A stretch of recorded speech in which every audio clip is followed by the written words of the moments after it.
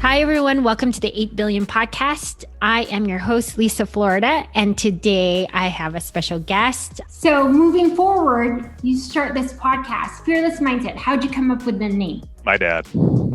He was fearless, and he just had no fear. When you go through that journey and that walk with your parent, it shakes you to your core.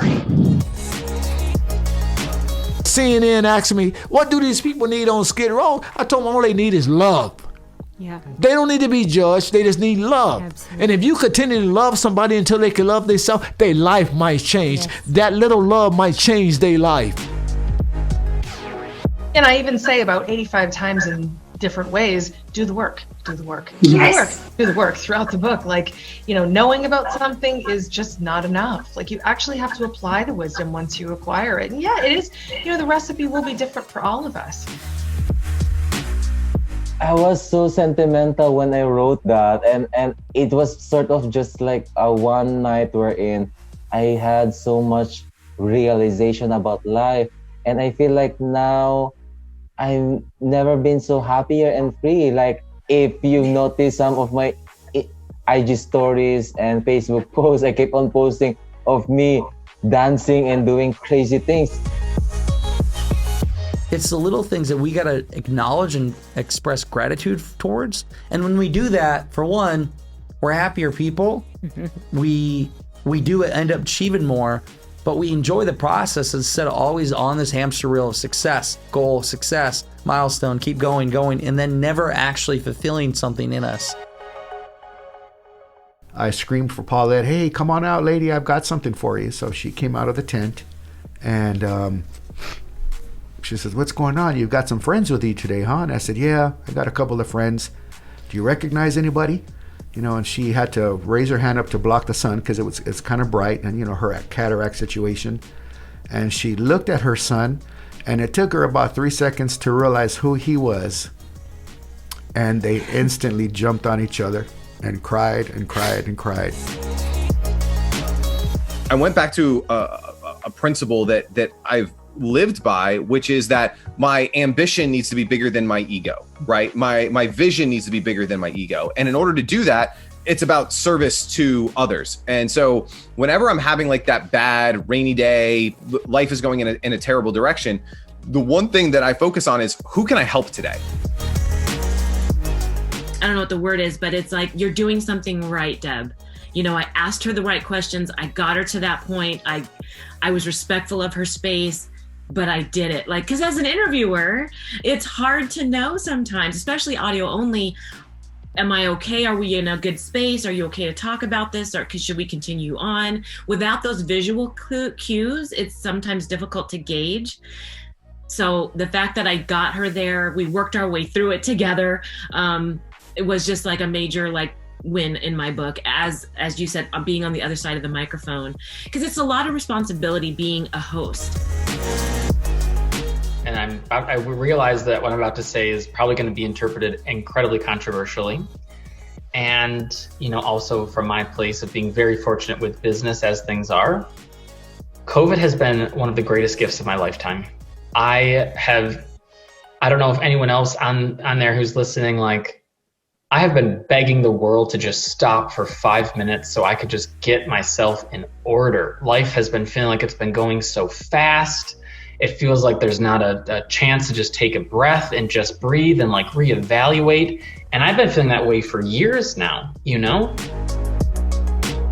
So for me, I found that my main passion and the reason why I'm doing what I'm doing right now is to help and allow other people to be unforgettable in their own life. So for me, I didn't realize this even when I first got into coaching. It came over time as I would go to events, I would network, and I would talk to people. And what I realized is I'm naturally more introverted. I'm naturally more of a listener.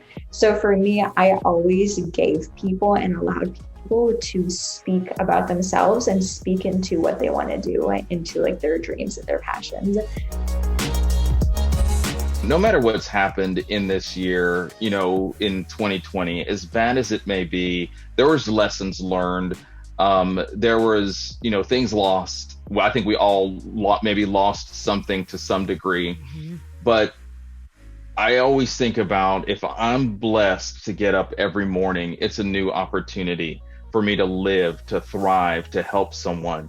And so, and part of that is that if you have a big goal, if you feel like you have a big purpose, and I'm not trying to, it's not about go into my course or anything like that, but if you have a big purpose, your life is going to be so enhanced when you take steps to move in that direction and actually do that big thing that's in your heart, that, and go after it. Don't be afraid of failing. Don't be afraid of looking crazy or stupid, because that's in there for a reason, for a purpose. And every one of us, 8 billion of us, have that purpose within us. And it's I think our life is a gift from God, and what we do with our life is our gift back to God and back to the world. So I encourage every one of your listeners to take advantage of this thing called life and live it fully every single day. I would recommend for everyone listening to find their passions and to pursue those, and find a way to make it something that you can make money from, so you can, again, live your life, pay your bills, but also something that you're not dreading waking up, because life is short. And if you do what I do on a daily basis, you see so many 80 and 90-year-olds like I do who regret not taking the chance. They regret not living life for the right reason. And I hope that none of you listening get to the end of your life and regret not taking those chances, not pursuing your passions, not asking those questions, taking risks, getting out of your comfort zone. And it's one of those things that if you feel like you would regret not doing it, you got to do it. I said on that day in 2012, my focus from this day going forward is to say, how can I become a person of value?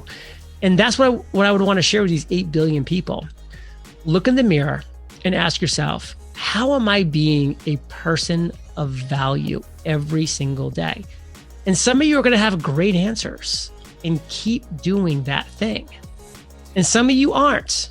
And if you aren't having a great answer to that question when you're looking in the mirror, sit down and say,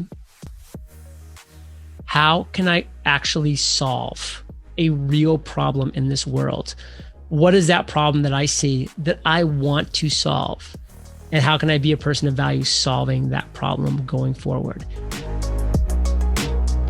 Ask for help. Just keep trying. Don't give up. And, there's a million different points in life where I could have just given up and thrown up my hands. And, when my first job in this region didn't work out, I was here for a whole, 2 weeks, but I could have given up and gone back to Michigan and, said, oh, didn't work out, and try to figure out what else to do with my life after graduating college. But I didn't. I stuck it out. And at one point, I even lived in my car for about a week when I was waiting for an apartment to open up. And I had just started my temp job, and I had nowhere else to go, but I was not driving all the way back to Michigan and saying I failed. The more resources you have at your disposal, the more value you have, the greater your ability to help other people. Yeah. That's why you need to be constantly focused on becoming an person of increasing value. The more value you have, the more value you have to give. A lot of people have been hating on capitalism in the last couple of years, but these things are what's happening to raise the standards of living for people around the world. It's amazing now that on our phones that you and I could pull out, we could have something arrive at our house delivered for free, any product that we want within reason. And it's that money that raises the standards of living and contributes to those philanthropic efforts that can go, whether it's a vaccination in a third world country or all of these different things that need to happen. I'm literally listening to the paradigm shift, and I had a paradigm shift, because that's what it is, right?